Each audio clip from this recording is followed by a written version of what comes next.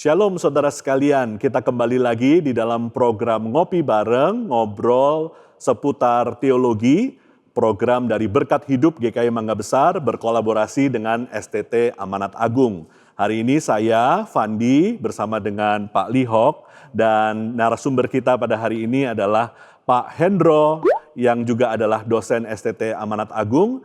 Dan kita hari ini mau ngobrol-ngobrol ya, Pak Lihok dan Pak Hendro, tentang satu tema yang akhir-akhir ini viral di media sosial.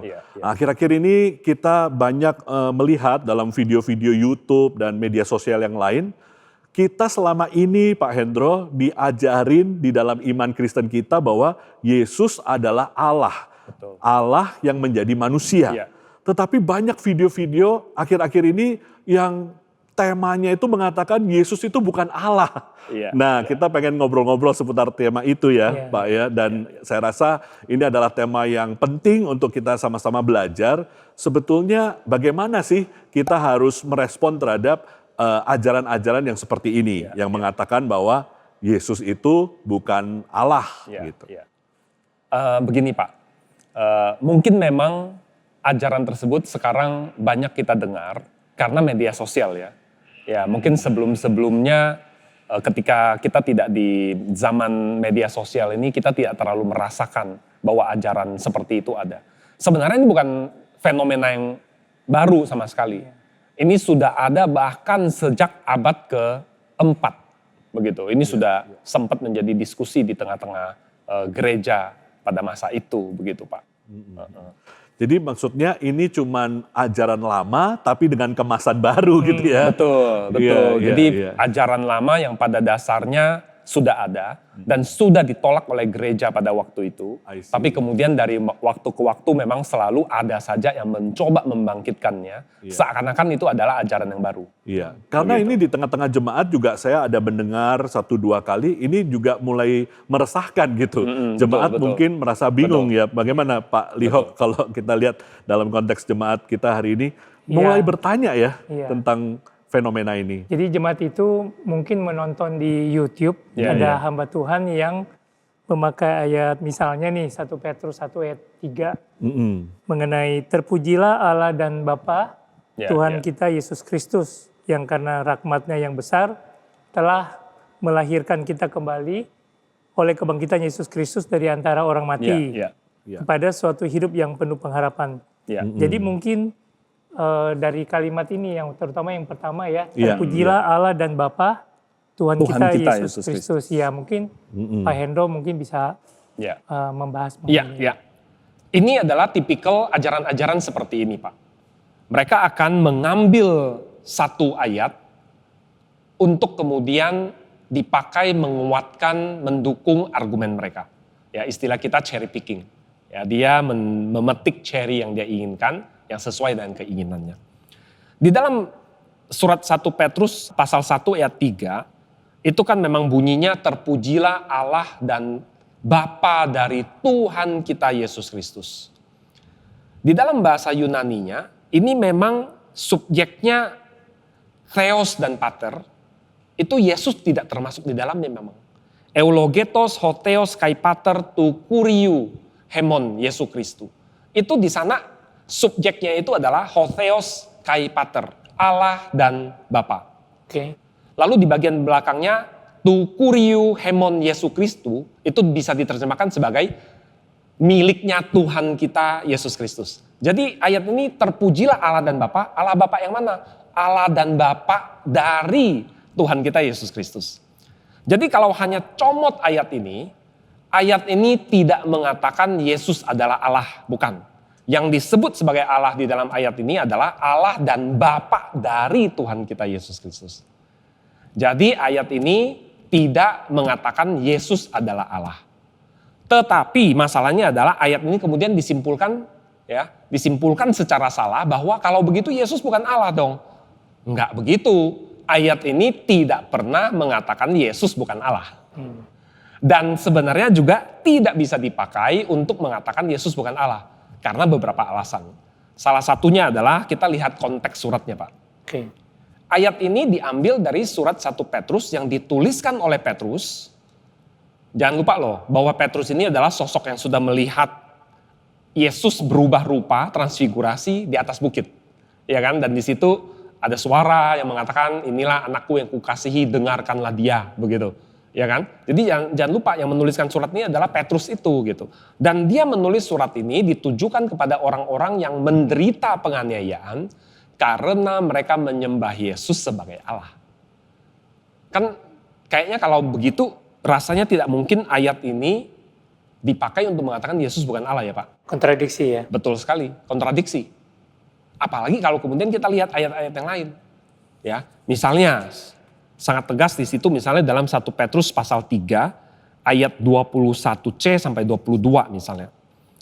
Di sana dikatakan kebangkitan Yesus Kristus yang duduk di sebelah kanan Allah setelah ia naik ke surga sesudah segala malaikat, kuasa dan kekuatan ditaklukkan kepadanya. Ya. Sosok yang duduk di sebelah kanan Allah bagi pembaca zaman dulu ini mereka tahu betul ini sosok mesianik. Ini bukan manusia. Sosok ilahi maksudnya. Sosok ilahi. Dan kemudian setelah ia naik ke surga sesudah segala malaikat, kuasa dan kekuatan ditaklukkan kepadanya. Tidak ada sosok lain yang segala malaikat, kuasa, kekuatan ditaklukkan kepadanya selain Allah. Kalau sampai ada sosok lain yang ditaklukkan kepadanya malaikat, kuasa, kekuatan, itu berarti Allah melakukan penyembahan berhala. Ini adalah sosok ilahi jelas. Begitu. Jadi surat 1 Petrus boleh kita katakan ini berbicara tentang Yesus adalah Allah. Sehingga mencomot satu ayat untuk mengatakan Yesus bukan Allah is a total failure gitu. Apalagi ditulis oleh orang yang sama ya. Oleh orang yang sama yang memang menguatkan orang-orang yang menderita karena mereka menyembah Yesus sebagai Allah. Begitu Pak. Lalu kalau misalnya kita melihat dalam konteks lebih luas, kan banyak ayat-ayat yang secara eksplisit menyebutkan Yesus adalah Allah kan. Yohanes 1 ayat 1 misalnya. Pada mulanya sudah ada firman. Firman itu bersama-sama dengan Allah dan firman itu adalah Allah. Jadi jelas sekali apa yang mereka lakukan terhadap 1 Petrus pasal 1 ayat 3 itu adalah cherry picking. Pak. Mereka ambil comot sepenggal, sepertinya seakan-akan mengajarkan apa yang mereka ajarkan. Padahal kalau diteliti secara keseluruhan surat itu, atau bahkan seluruh Alkitab, itu sama sekali sebenarnya tidak bisa dibenarkan. Itu Pak. Nah tadi Bapak bilang mengenai jemaat yang diadres oleh Petrus. Nah bagaimana dengan di kitab Korintus Pak? Korintus ya? Korintus karena itu Korintus bukan Paulus. ditulis oleh Petrus ya, oleh Paulus ya. Tapi juga ada ayat yang bunyinya kurang lebih sama seperti itu. Iya, betul. 2 Korintus 1 ayat 3 itu ayatnya mirip. Betul. Nah itu penjelasan Bapak gimana? Iya. Hal lain lagi tentang surat Korintus adalah begini. Surat Korintus ini kan ditulis oleh Paulus. Dan sebenarnya Paulus ini banyak sekali dituduh bahwa dialah yang menjadikan Yesus sebagai Allah. Ya ini diskusi yang lain lah ya. Tapi orang-orang mengatakan Yesus sendiri sebenarnya tidak mengaku sebagai Allah gitu. Padahal ya kita tahu Tuhan Yesus berkali-kali mengatakan dia Allah begitu kan. Tapi Paulus itu dianggap dialah yang mempopulerkan ajaran Yesus adalah Allah. Jadi kalau kita mengatakan kita mengambil satu ayat dari Korintus dan kemudian kita katakan ayat itu berbicara bahwa Yesus bukan Allah, itu kita perlu bertanya gitu. Apakah tepat ya kan? Ini lebih kepada another case of cherry picking gitu. Cherry picking lagi gitu. Nah, kalau misalnya kita perhatikan di dalam beberapa bagian dari 1 Korintus, misalnya katakanlah di 1 Korintus 8 di dalam ayat 6 misalnya. Di situ ada satu ayat begini. Bagi kita hanya ada satu Allah, yaitu Bapa, ya, yang dari Dia berasal segala sesuatu dan yang untuk Dia kita hidup. Dan satu Tuhan saja yaitu Yesus Kristus. Nah ini kan jelas sekali Pak ya. Yesus dan Bapa itu kayak ditempatkan di satu posisi yang setara. Ya. Nah tapi mungkin ada yang mungkin bisa bertanya begini. Tapi kan jelas sekali satu disebut sebagai Bapa. Ya dia adalah satu Allah yaitu Bapa. Sementara Yesus dibilang hanya Tuhan saja.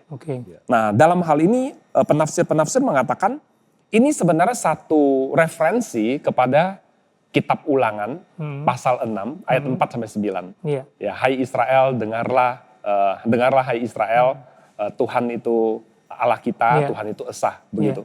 Di sana kan ada Tuhan, ada Allah gitu. Jadi dengan menggabungkan bahwa ada satu Allah yaitu Bapa, kemudian satu Tuhan yaitu Yesus, sebenarnya Paulus seperti sedang menjalinkan ini mereka ini satu begitu, kedua pribadi ini satu begitu. Jadi ada penafsiran ke arah sana. Ayat-ayat seperti ini jadi dengan kata lain bukan malah membuktikan bahwa Yesus itu bukan Allah, justru malah menegaskan ya bahwa Yesus itu Allah justru. Betul. Kalau ditafsirkan dengan tepat ya. Betul. Jadi kita nggak bisa cherry picking gitu. Apalagi orang katakan ini di dalam tulisan Paulus yang sangat meninggikan Kristus juga begitu. Nggak bisa kita tafsirkan seperti cherry itu. Cherry picking itu seperti kita mau ngambil buah cherry itu ya, sudah pilih-pilih yang kita cocok begitu kita ambil. Yang kita suka kita ambil. Yang lain kita nggak mau. Kalau kita nggak suka kita nggak ambil. Satu lagi Pak di 2 Korintus. Di 2 Korintus itu ada satu ayat yang mungkin hampir setiap minggu kita dengar. Ya, 2 Korintus 13 ayat 13. Itu ucapan berkat ya Pak. Betul, ucapan berkat. Hampir tiap minggu kita dengar kan. Anugerah Tuhan Yesus Kristus dan kasih Allah dan persekutuan Roh Kudus menyertai kamu sekalian. Ini dari abad pertama. Ya kan? Jadi dari awal sekali orang-orang Kristen itu sudah melihat Yesus itu diposisikan setara dengan Bapa dan Roh Kudus. Dan Roh Kudus. Iya. Nah kalau kita bicara mengenai ini kan sepertinya kita membicarakan konsep Trinity ya, Allah Tritunggal. Ya mungkin dari Pak Hendro atau dari Pak Fandi bisa memberikan contoh ayat-ayat yang mendukung mengenai konsep Allah Tritunggal. Mungkin jelasin dulu Allah Tritunggal itu apa sih? Biar mungkin dari saudara-saudara kita yang belum ngerti bisa tahu gitu. Apakah ada di Alkitab ada tulisan Allah Tritunggal atau itu semacam konsep yang terlahir dari ayat-ayat yang memang ada di Alkitab seperti itu. Oke. Jadi mengenai konsep tentang Allah Tritunggal, itu kita memang harus jujur, itu konsepnya ada, katanya itu nggak ada Pak. Jadi kalau kita cari kata Trinitas Tritunggal itu tidak ada dalam Alkitab, nggak ada. Kata itu diciptakan oleh seorang teolog ya Bapak Gereja bernama Tertullian. Begitu. Jadi kata itu dimunculkan oleh Tertullian untuk memberikan nama bagi satu konsep yang begitu kental di dalam gereja. Dan pada saat itu istilah tersebut sudah diterima begitu luas. Di abad ketiga, keempat itu sudah diterima sangat luas Pak. Ya, jadi baik di gereja barat maupun timur itu mereka terima kata itu. Kata ini kita pakai untuk menggambarkan konsep tentang Allah kita. Mungkin kalau saya mau tambahin tadi mungkin yang tadi pertanyaan Pak Lihok tentang Allah Tritunggal Memang kan berarti mungkin begini ya, kalau kita nggak percaya Yesus itu Allah, berarti gimana dengan Allah Tritunggal kan ya? Jadi ini kayaknya memang ada hubungan ya Pak ya antara apa yang kita mau bahas tentang Yesus itu Allah dengan Tritunggal. Karena kalau Yesus bukan Allah, berarti Tritunggal kita gimana dong? Padahal kita diajarkan bahwa Allah Tritunggal itu Yesus itu Allah kan, Bapa itu Allah dan Roh Kudus itu Allah. Betul. Jadi memang hubungan antara kepercayaan kita bahwa Yesus adalah Allah dengan doktrin Allah Tritunggal itu erat sekali kaitannya. Nah saya tertarik untuk lebih jauh Pak Hendro. Tadi kan kita lihat ya dari 2 ayat itu paling tidak kan sebetulnya bisa dijelaskan, sebetulnya bisa dimengerti bahwa ayat itu kalau ditafsirkan dalam konteks yang tepat, memang ayat itu justru menegaskan Yesus itu Allah gitu ya. Jadi ini nampaknya masalah bagaimana kita bisa membaca Alkitab yang tadi Pak Hendro bilang tidak cherry picking, tapi membahas atau membaca Alkitab itu dengan baik, dengan benar gitu ya. Nah, salah satu yang di media sosial juga viral itu mengatakan bahwa ajaran ini sebetulnya tidak ada di Alkitab, tapi ajaran ini adalah dari bapak-bapak gereja atau dari sejarah gereja gitu. Jadi, nah itu gimana ya kalau kita sebagai jemaat awam gitu ya, kita kan juga mungkin belum terlalu ngerti soal sejarahnya. Kalau ada yang menuduh seperti itu, bagaimana kita menjawab keberatan-keberatan ini? Saya membawa sebuah buku, sebenarnya ini 2 volume ya. Sebuah buku dengan 2 volume sejarah Kristianitas. Ya. Ini buku tulisan seorang teolog Metodis bernama Justo Gonzalez. Ya, dan buku sejarah gereja ini cukup lengkap tapi ditulis dalam bahasa yang tidak terlalu teknikal. Ya, jadi ini bukan saja bermanfaat bagi mahasiswa teologi, tapi juga bagi jemaat awam ini bisa dibaca begitu ya. Nah di dalam buku ini juga dijelaskan tentang asal muasal perdebatan ini, ya, dan secara khusus ini ada di bab 17 di buku yang ini, begitu. Nah, jadi memang ada orang-orang yang mengatakan bahwa konsep ini lahir dari sejak zamannya Konstantin, Raja Kaisar Konstantin.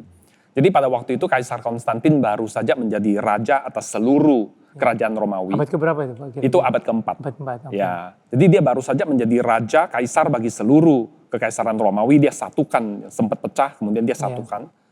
Lalu kemudian pada masa itulah muncul ada seorang bernama Arius.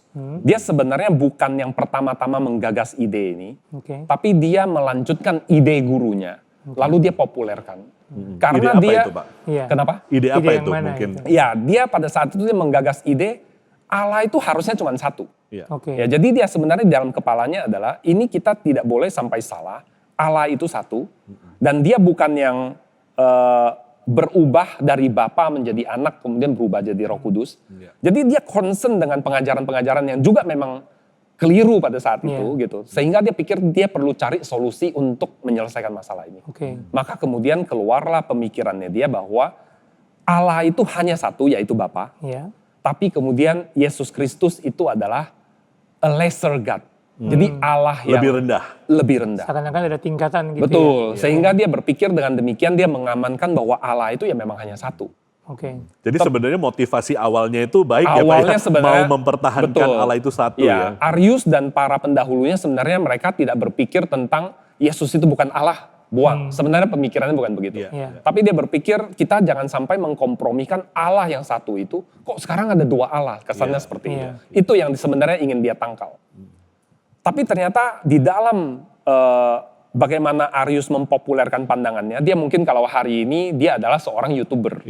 Influencer ya. Dia seorang influencer. Pengikutnya banyak. Iya. Jadi konon kabarnya dia tuh pakai ciptakan lagu-lagu, dia populerkan. Kemudian dia benar-benar dia bisa mengambil hati melalui orasi dan sebagainya yang baik gitu. Sehingga pendukungnya banyak. Sehingga pada masa itu uskupnya dia merasa perlu memberikan respons. Lalu di dalam perkumpulan uskup-uskup di Afrika pada saat itu, dia di Alexandria, uskup-uskup itu kemudian mengekskomunikasi dia sebenarnya melarang ajarannya. Tapi dia kemudian mencari dukungan dari teman-teman sepandangan. Jadi dia itu dibungkam ya gitu ya? Dia dibungkam sebenarnya. Tapi kemudian karena dia merasa benar, dia cari pendukung yang lain sehingga isu itu semakin berkembang. Ketika isu itu berkembang, Konstantin merasa ini kerajaan sudah saya susah-susah satukan, jangan sampai pecah karena agama. Ya, karena dia saat itu sudah menerima kekristenan sebagai agama yang resmi begitu, yang sah, yang diterima di dalam kerajaannya.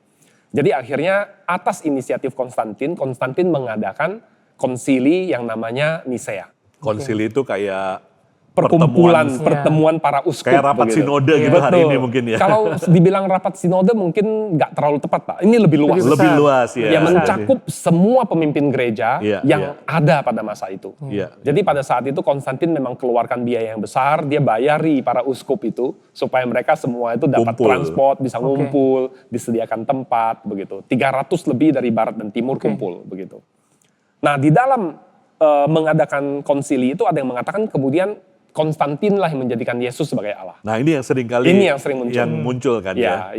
Sebenarnya Konstantin sendiri dia memang punya kepentingan tadi. Dia ingin supaya kerajaannya tetap satu. Tapi dia sebenarnya nggak terlalu tahu isunya Pak. Dan dia serahkan kembali kepada para peserta itu. Karena dia bilang cepet deh kalian selesaikan deh ini masalah kecil begitu. Dia nggak tahu sebenarnya apa isu yang diperdebatkan. Nah ketika mereka berkumpul, awalnya para uskup di luar Afrika itu belum tahu isunya. Sehingga ketika mereka berkumpul sebenarnya cukup relatif netral. Tapi begitu Arius sendiri kan tidak hadir. Jadi yang mewakili dia itu adalah seorang uskup yang adalah temannya. Ketika uskup temannya ini menyajikan pandangannya, orang-orang langsung marah. Begitu. Jadi peserta sidang itu 300 lebih itu kemudian mereka mengatakan bohong itu ajaran yang tidak benar dan sebagainya. Karena menganggap Yesus lebih rendah tadi. Betul. Kenapa sampai begitu? Karena memang di dalam gereja selama 3 abad itu pengajaran gereja tidak seperti itu. Yang mereka praktekkan, yang tadi kita bacakan di ayat itu, mereka menyembah Yesus sebagai Allah. Sebagai Allah, begitu Pak. Jadi jangan lupa bahwa pada masa itu orang-orang Yahudi kan tadinya monoteistik kan. Buat mereka kalau sampai disuruh tidak menyembah Yahweh, lebih baik kita perang, mati. Begitu. Buat mereka seperti itu. Tapi kok sekarang mereka mau menyembah Yesus, dan begitu menyembah Yesus mereka gak berpindah-pindah gitu. Karena mereka yakin betul Yesus adalah Allah. Sebaliknya bagi orang-orang bukan Yahudi, jangan lupa mereka tadinya politeistik. Allahnya banyak gitu. Orang Yunani maksudnya. Orang bukan Yahudi. Bukan Yahudi. Orang Yunani. Buat mereka Allah itu banyak gak apa-apa. The more the merrier gitu. Makin banyak berarti kekuatan kita makin banyak gitu. Tapi sekarang mereka memilih hanya Yesus adalah Allah. Aku tidak akan menyembah yang lain. Gitu. Itu kan jadi ajaran yang seperti itulah yang dipegang oleh gereja selama 300 tahun lebih.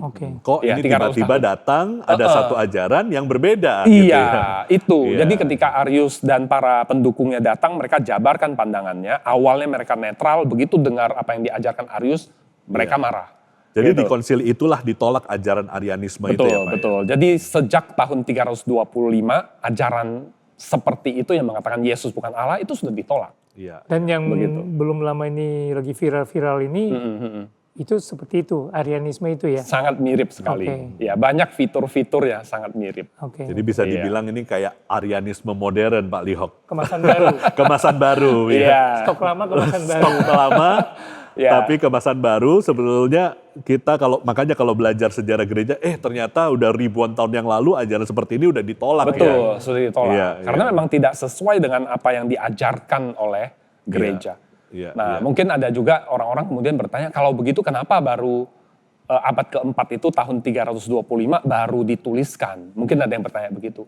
Apa bukan karangan, kenapa baru dituliskan pada masa itu? Nah, kita perlu tahu bahwa 300 tahun pertama gereja itu kan penuh penganiayaan. Mungkin nggak tepat 300 lah, mungkin 250 katakan.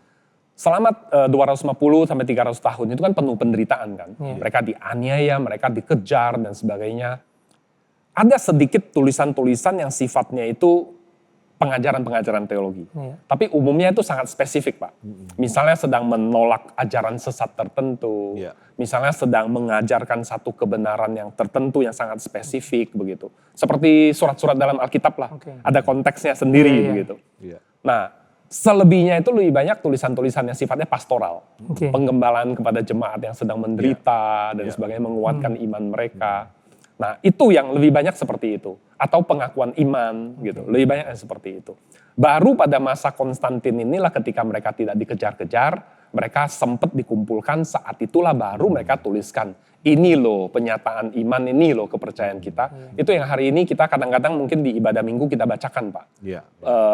Credo Nicea atau pengakuan iman Nicea.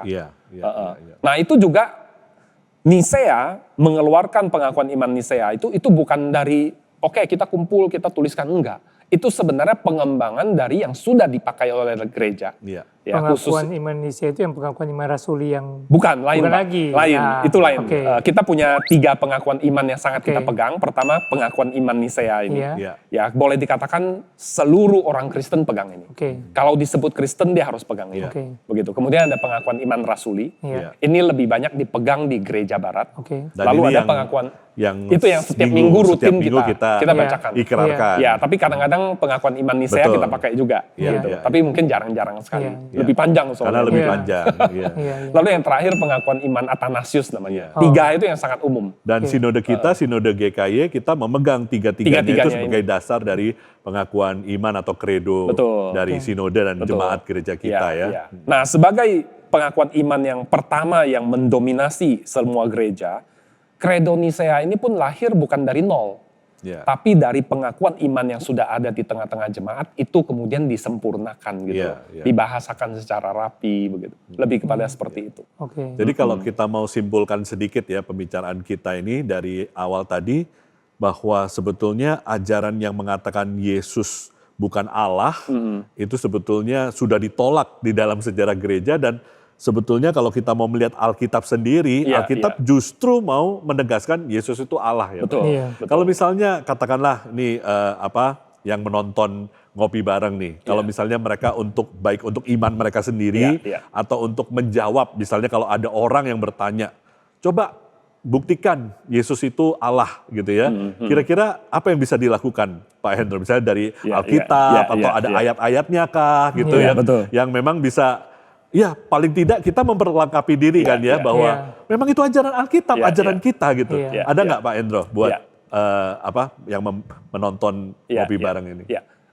Seperti tadi, ini jelas sekali konsep Allah Tritunggal itu ada di seluruh Alkitab sebenarnya. Jadi kita bisa dapati itu di banyak sekali bagian Alkitab.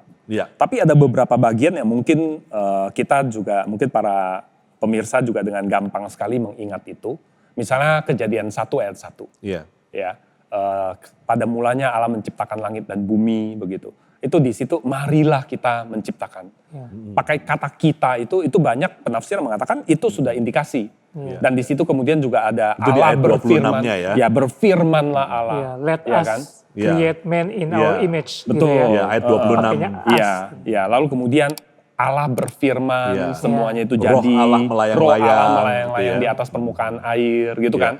Itu sudah mengindikasikan ke sana bahwa yang menciptakan itu Allah tidak sendiri di sana, gitu. Dan kalau misalnya itu hanya malaikat, Allah tidak perlu counsel dengan mereka. Allah jelas bukan sedang diskusi dengan malaikat, itu satu. Lalu kemudian yang kemudian menegaskan bahwa firman itu adalah Allah itu Yohanes 1. Kan kita sangat akrab sekali dengan Yohanes 1 kan. Pada mulanya. Pada mulanya adalah firman, sudah ada firman, ini saya pakai TB2. Pada mulanya sudah ada firman, firman itu bersama dengan Allah, dan firman itu adalah Allah. Iya, jadi tegas sekali dikatakan adalah Allah. Dan kata Allah yang dipakai di sini ya sama dengan kata yang dipakai untuk Bapa. Ya, jadi sebenarnya di Alkitab penuh sekali, banyak sekali ayat-ayat yang menunjukkan ke arah sana. Jadi bukti-bukti itu sebenarnya banyak dan itu kita bisa pakai ya. Kalau kita memperlengkapi diri supaya kita baik untuk membangun iman kita sendiri, maupun ketika kita misalnya harus menjawab itu kita tahu begitu ya. Nah mungkin kalau kita boleh bergeser sedikit ya Pak tentang isu ini ya, tentang Yesus yang adalah Allah. Tema kita hari ini kan Yesus yang lain gitu ya. Yesus yang lain karena ya itu fenomenanya banyak Yesus yang lain yang membuat kita mungkin bingung. Tapi mungkin dari pembicaraan kita ini kita jadi lebih jelas bahwa kita tidak perlu bingung karena Yesus itu hanya satu yang dinyatakan oleh Alkitab yaitu firman Tuhan yang kita percayai. Nah sekarang mungkin ada di antara kita kalau ada yang bertanya gitu.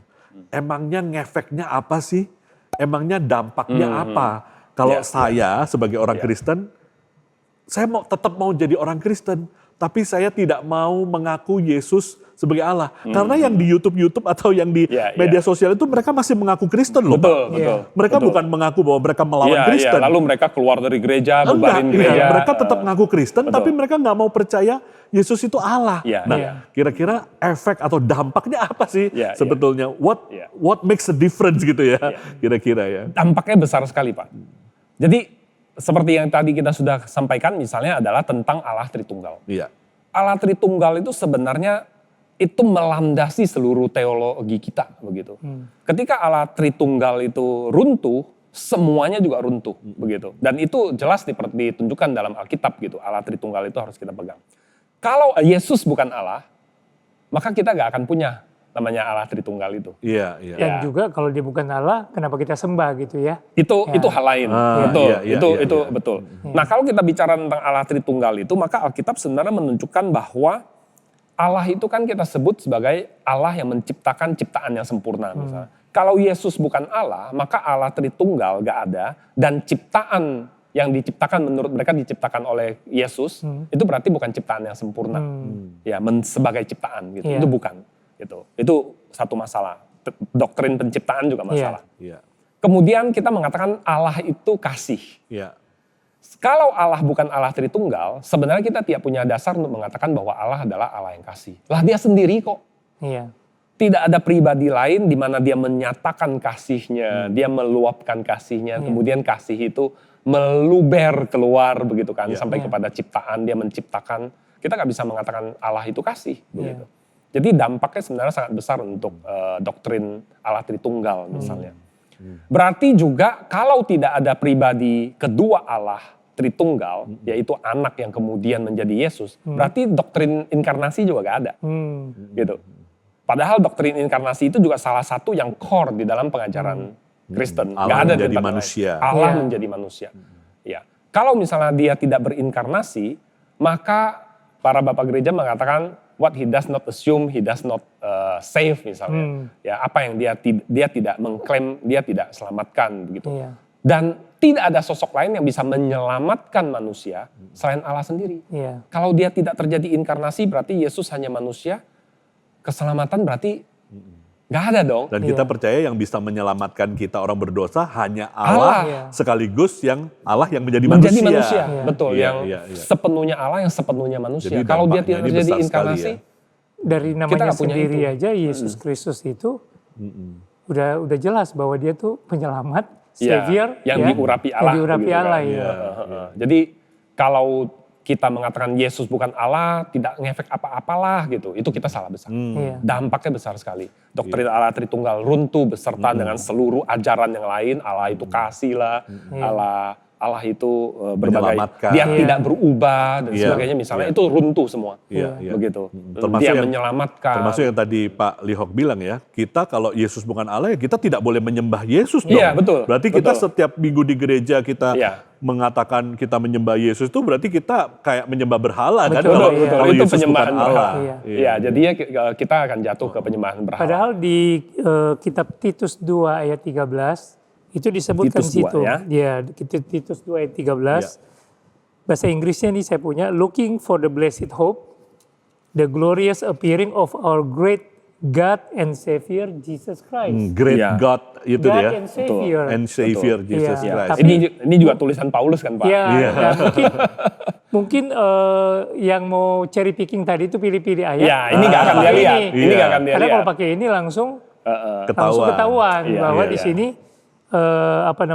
God and Savior Jesus Christ, Betul, Iya. Allah dan penyelamat. Iya. Dan yang nulis Yesus ini Kristus. adalah Paulus yang sama Paulus yang nulis juga. ayat yang tadi yang kan. Korintus. Iya. Betul, betul. Nah, jadi Pak, kalau kita katakan Yesus itu kalau dia bukan Allah, maka sebenarnya kita sama sekali nggak perlu jadi Kristen. Iya, iya. Karena kan justru keunikan kekristenan adalah bahwa Allah yang menciptakan kita itu, setelah kita jatuh dalam dosa, dia datang untuk mencari kita.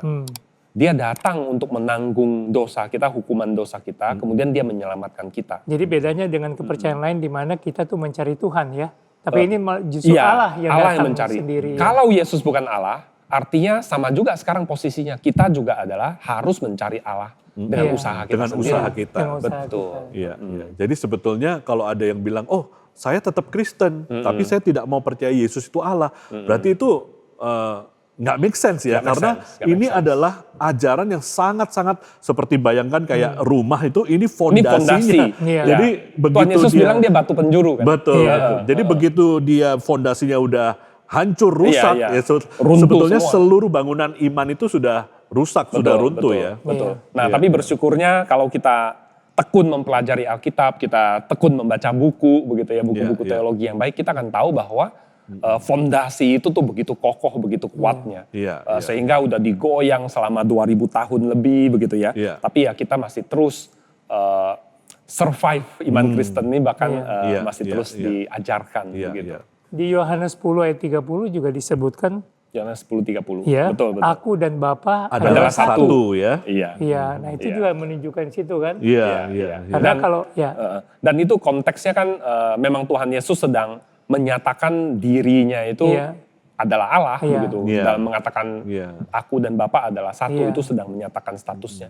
Dan kita bisa lihat dari respons orang Yahudi, mereka marah betul. Iya, Iya. iya. Mereka melempar, ya, mengambil karena batu dan ingin menyamakan melempar. diri dengan Allah gitu kan. Iya. Mereka paham bahwa Iya. dia sedang menyamakan diri dengan Allah. Iya. Kalau nggak salah ada yang mengatakan ya, kita ini harus memilih Yesus itu bisa seorang lunatik, orang Oh, iya, gila, iya, betul. atau Yesus itu liar, Pembohong. pembohong, atau memang dia betul-betul mengklaim seperti klaimnya dia gitu Betul, ya, betul. bahwa dia adalah Allah Betul, gitu betul. ya. Itu kan C.S. Lewis ya Pak, salah Iya, satunya. iya, iya. Jadi pada masa itu kan banyak sekali orang-orang mengatakan Yesus itu sebenarnya bukan Allah. Tapi memang dia seorang yang baik, dia Iya. seorang guru yang baik, dia orang saleh, mungkin nabi. bahkan dia nabi. Iya, iya. Nah Lewis katakan nggak mungkin. Iya. Orang ini pasti dia pembohong, ya. Dia membohongi orang-orang, atau jangan-jangan dia gila. Iya. Ya karena jangan lupa dia sendiri mengatakan dia Allah. Iya. Heeh. Kalau dia bukan Allah dan dia mengatakan dia Allah, mungkin dia pembohong. Iya. Atau kalau enggak orang ini gila. Iya. Iya. Atau kalau enggak dia adalah seperti yang dia katakan. Dia memang benar Allah, Iya, begitu. iya. Dan dari pengamatan orang-orang yang mengatakan Yesus bukan Allah pun mereka terpaksa mengakui ini orang baik, bahkan nabi. Berarti dia bukan pembohong, dia bukan orang gila. Mestinya kesimpulannya adalah bahwa dia memang benar Dan Allah. nggak mungkin dia juga sekedar nabi karena dia Iya, betul. sendiri Dia mengatakan dia Allah. dia bukan Iya. sekedar nabi kan, karena dia mengatakan dia adalah Allah. Betul, gitu. betul. Iya, iya. Jadi sebenarnya case untuk mengatakan Yesus bukan anak Allah itu sangat lemah begitu. Iya, iya. Tapi saya tertarik tadi yang di beberapa menit yang lalu yang Pak Hendro mengatakan ya, ini kan orang-orang murid-murid pertama Yesus itu kan tadinya orang Yahudi. Betul. Dan mereka sangat memegang monoteisme bahwa Allah itu cuma satu. Itu Iya, sudah iya. dari Yahweh generasi begitu kan. ke generasi itu yang diajarkan Iya, kepada iya. mereka. Kalau sampai mereka bisa percaya kepada Yesus dan mereka percaya bahwa Yesus itu Allah, itu Iya. kan berarti sesuatu yang besar dan Betul, mereka betul. mau mati untuk Bersedia itu. mati untuk Mereka itu. mau menjadi martir untuk Betul. iman itu. Berarti kan Betul, ini betul. bukan iman yang Iya, apa ya? Luar Kan biasa ya. Iya. nggak mudah orang yang sudah Iya. katakanlah dari kecil saya udah diajarin bahwa Allah itu cuman Yahweh. Sekarang saya menerima juga bahwa Yesus adalah Allah Iya. dan juga Iya. Roh Kudus adalah Allah. Itu Betul. kan berarti satu dan dia bersedia rela mati untuk Mati itu. gitu. Iya, bayangkan misalnya case-nya Paulus juga. Iya, Paulus juga. Iya, iya. dia adalah seorang Yahudi Iya. yang bukan saja dia orang Yahudi biasa, tapi dia bahkan udah seorang Iya. ahli Farisi gitu. Iya, iya. Dia sampai belajar demikian rupa dan dia berani membunuh orang yang mengatakan ada Allah selain Iya, Allah begitu, iya, ada iya. Allah selain Tuhan gitu. Dia sampai bersedia membunuh mereka. Tapi ketika dia berjumpa dengan Yesus, Iya, dia langsung kemudian hidupnya berubah, betul. dan bahkan dia bersedia mati untuk Kristus begitu. Dan dia menulis surat-surat di Perjanjian Baru yang semuanya menyatakan Yesus adalah Allah. Betul. Berarti kan ini Ada- satu komitmen iman yang luar biasa. Dia Betul. bersedia mati untuk iman yang Iya. seperti itu ya. Dan tidak akan terjadi kalau Yesus memang bukan Allah Iya, dan tidak iya, real. iya. Siapa yang rela mati untuk seorang pembohong atau orang gila gitu kan? Iya. Gimana Pak Lihok? Jadi- Pembicaraan kita so far ini Apakah Menarik ya. Iya, iya. Ya, dan semoga bisa menjadi pencerahan untuk jemaat atau teman-teman kita yang mungkin sedang kebingungan, Pak. iya, Iya. iya, iya, iya. Karena memang apalagi di zaman media sosial seperti ini kan, Iya. banyak sekali yang kita buka yang kemudian beda dengan apa yang selama ini kita terima dan itu bisa membuat kita bingung ya. Tapi itu mungkin ada bagusnya, Pak. Jadi di mana iman kita tuh diuji. Betul, Iya, betul. iya. Ya. Ya, jadi kita tidak secara buta percaya. Iya, gitu hanya loh. ikut-ikutan. Hanya ikut-ikutan. Memang diajarkan seperti Iya. ini, tapi kita juga bisa mempertanggungjawabkan iman Betul. kita ya. Karena begitu ada seperti itu, kita juga berpikir apakah kepercayaan kita ini sekarang benar enggak ya? Iya, iya, Gitu. iya. Dan kalau kita bisa belajar lagi dan bisa tahu bahwa kepercayaan kita itu benar, wah itu luar biasa. Iya, Seperti iya. itu sih. Karena mungkin hari ini tantangannya ini. Bisa jadi mungkin bulan depan, 2 bulan lagi, Lain yang lagi. yang viral lain lagi ya. Iya. Lalu kita bingung lagi kan. Iya. Nah, mungkin sekalian kita mungkin bisa bergeser ya. Mungkin Pak Hendro, mungkin ada advice nggak atau ada tips-tips nggak buat kita, khususnya buat pemirsa yang menonton Ngopi Bareng ini, di tengah-tengah zaman seperti ini ya, zaman media Iya, sosial, ajaran-ajaran itu berseliweran. Iya, Kira-kira gimana mempersiapkan diri kita nih? Hari ini isunya mungkin Yesus bukan Allah, ada Yesus-Yesus yang lain. Iya, iya. Mungkin lain kali ada doktrin yang lain yang Iya, yang iya. dihantam atau digempur gitu. Nah, kira-kira gimana kita sebagai jemaat itu mempersiapkan diri kita? Gitu. itu benar-benar pertanyaan yang penting ya Pak. Bagaimana kita sebagai orang Kristen itu perlu mempersiapkan diri untuk menghadapi zaman ini gitu. Sebenarnya Tuhan Yesus dari sejak awal kehidupannya, dia di pelayanannya dia sudah memperingatkan para murid juga kan, bahwa mereka akan datang pengajar-pengajar palsu yang mengajarkan ajaran Iya, ini dan itu, iya. termasuk bahkan ada Mesias di sana, ada Mesias di situ. Itu udah Iya. kasih warning ya. Betul, Hati-hati. sudah di gitu. warning. Tapi kenyataannya dalam sejarah gereja kita lihat terus berulang ada ajaran-ajaran palsu itu dan kemudian berhasil memikat begitu banyak orang. Saya rasa satu hal yang kemudian menjadi kekurangan orang-orang Kristen seperti ini adalah bahwa mereka tidak bertumbuh dalam iman. Gitu. Dalam kalau kita lihat di Kisah Rasul 1, Kisah Rasul 2 begitu ya. Iya. Apa yang terjadi dan jemaat mula-mula itu adalah mereka kumpul, mereka Bersekutu. berdoa dalam pengajaran, Iya, begitu iya. kan, memecah roti. Iya. Jadi terus bertekun di dalam doa pengajaran itu menjadi sesuatu hal yang nggak bisa ditawar. Oke. Lalu kemudian mereka berkumpul bersama, bersekutu, ya, saling mengasah, itu menjadi hal yang wajib. Jadi barangkali ada kita orang Kristen yang juga berpikir, oh baca Alkitab itu ya not that important lah. Kita Iya, datang iya. ke gereja, Yang penting datang ke gereja hari Minggu. dengar hari Minggu, Iya, itu iya. sebenarnya sangat tidak cukup. Iya, nggak cukup Iya, ya. sangat nggak Apalagi cukup. zaman ini Iya. tantangannya semakin besar Ya, ya. bahkan lagi online seperti sekarang, Iya. nggak usah lah kita ke gereja nanti bertemu dan lain ngobrol-ngobrol begitu ya, datang ke sini ngopi begitu kan. Nggak perlulah yang seperti itu. Sebenarnya kita salah Iya, gitu. iya. Karena itu bagian dari persekutuan, kita saling memperkaya, kita saling mempertajam. Itu semua hal yang perlu bagi pertumbuhan iman kita. Iya. Nah, saya rasa memang sebagai orang Kristen kita harus kembali ke Alkitab juga, baca Alkitab. Saya kadang-kadang kalau lagi pelayanan khotbah, Pak, kan saya bertanya ya ke Iya. jemaat gitu, berapa banyak yang sudah membaca Alkitab sampai habis misalnya? Gak Sedikit banyak, ya. gak banyak, sedikit. Iya, iya, iya. Harusnya ini kemudian selalu kita baca lagi, selalu akan ada kekayaan yang kita dapatkan. Iya, iya. Lalu kemudian buku teologi, Pak. Buku-buku teologi yang baik Yang gitu baik, ya. Baik yang memperlengkapi kita bagaimana membaca Alkitab. Misalnya saya bawa buku ini, Iya, How to Read the Bible for All It's Worth. iya. Ya, buku ini sangat menolong kita, ini sederhana saya rasa. Menolong kita untuk membaca, kalau kita baca Alkitab, kitab yang ini, yang itu, apa sih yang kita cari di situ? Iya. Apa keunikannya? Bagaimana membaca Bagaimana dengan tepat ya. memahami dengan tepat Iya. begitu. Ini menjadi sangat penting. Karena saya kayak rasa. isunya tadi misalnya yang ajaran yang keliru tadi, yang tidak benar tadi juga mereka pakai Alkitab juga, Betul, gitu betul. kan? Tapi main asal Tapi comot. bagaimana cara membaca itu juga penting ya. Iya, saya rasa buku ini misalnya Iya. penting begitu. Lalu ya tadi buku-buku sejarah Iya. seperti ini menjadi pembelajaran buat kita. Supaya Dan- kita tidak mengulangi Iya. yang kesalahan yang memang sebetulnya sudah pernah lalu-lalu. dibahas dan pernah ditolak begitu Betul, ya. Pak, betul. Iya, Ya, iya. ya, dan tentu saja saya rasa kalau punya kesempatan di STTA ada sertifikat teologi kan Pak. buat Oh iya iya iya iya.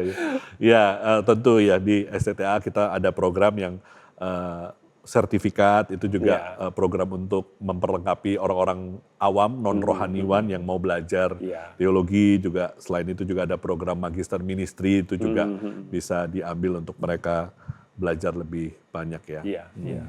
Iya, iya.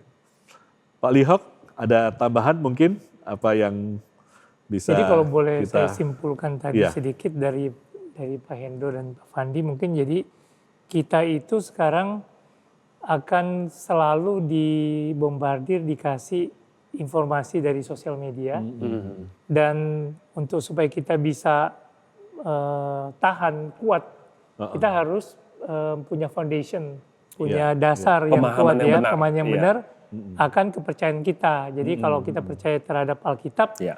ya kita mesti menggali lebih Iya, dalam gitu ya Pak ya. Iya, iya, Ya mungkin dengan sendiri maupun dengan bantuan buku-buku dan sebagainya gitu ya Pak. Iya, iya. Dan melalui itulah iman kita bertumbuh, Bertumbuh, ya. ya. Iya, iya. Kayak kalau kita ada penyakit atau bakteri kan imun kita makin Iya, kuat. makin kuat, iya. Iya, kita baca Alkitab lagi, kita belajar lagi, kita diskusi lagi. Iya.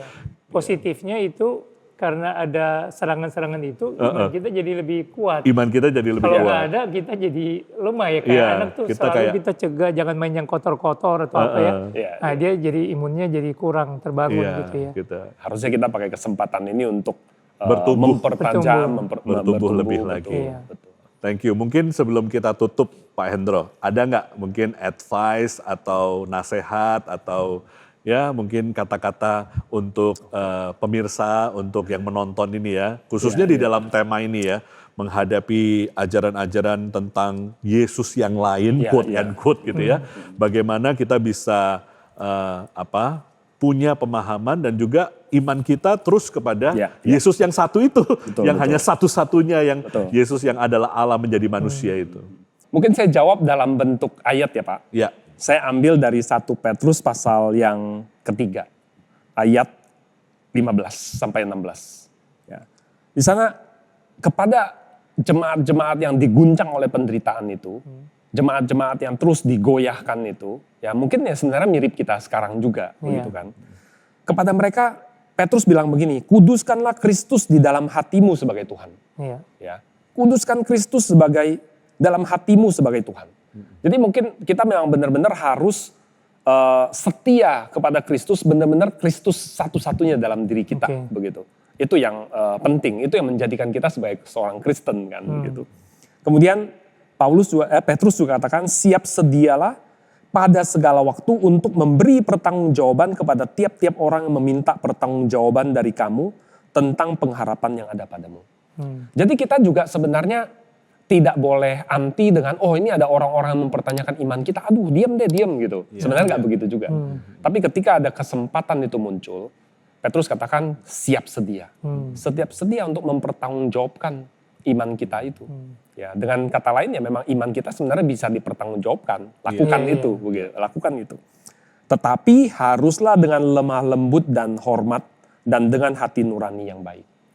Nah, saya rasa hari-hari ini sayangnya ada orang-orang yang dia sudah siap untuk merespons, tapi dengan cara-cara yang tidak seharusnya mungkin ya. Saya dulu pernah satu masa saya ikut di grup-grup Facebook gitu Pak. Di mana di situ orang Kristen dan non-Kristen tuh berkumpul. Lalu kadang-kadang mereka saling melempar hinaan, saling maki-maki dan sebagainya. Nah, saya kadang-kadang di grup itu saya bahkan juga menegur sesama orang Kristen gitu, bahwa bukan itu caranya untuk memberikan jawaban kita begitu.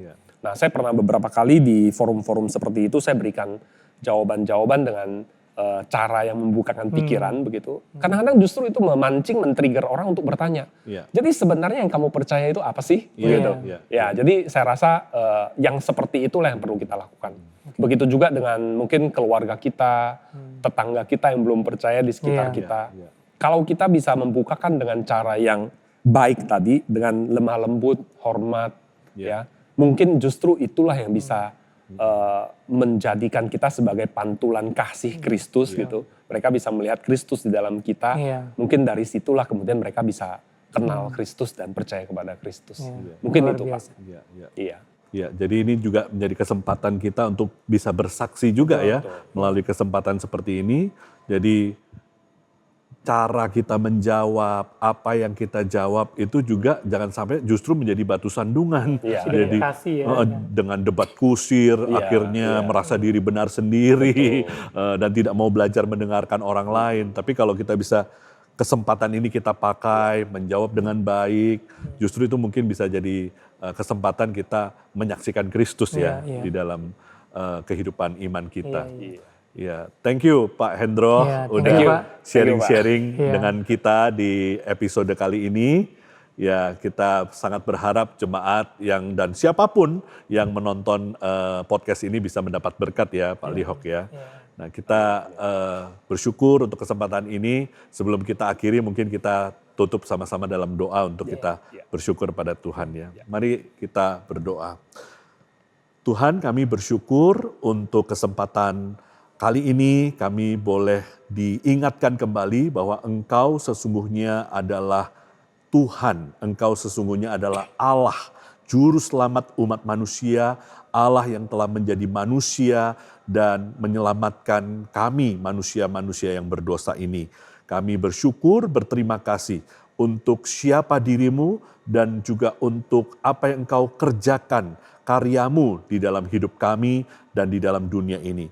Kiranya melalui podcast episode kali ini, siapapun yang menonton, dikuatkan imannya, dan juga boleh menjadi satu kesempatan orang makin mengenal Tuhan, mengenal siapa Kristus, sehingga mereka boleh datang kepada Kristus. Terima kasih untuk Pak Hendro sebagai narasumber, terima kasih untuk kesempatan yang baik ini. Di dalam nama Tuhan kami Yesus Kristus, Tuhan dan Juru Selamat kami yang hidup, kami berdoa. Amin. Amin. Baik, sekali lagi thank you Pak Hendro untuk waktunya dan insight-insight yang sudah dibagikan. Dan Pak Lihok mungkin kita bisa mengingatkan juga ya kepada semua yang menonton podcast ini.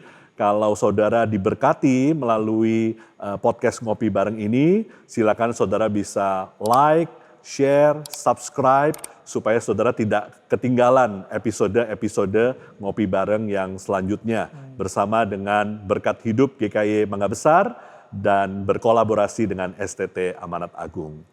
Tuhan memberkati kita semua. Thank you.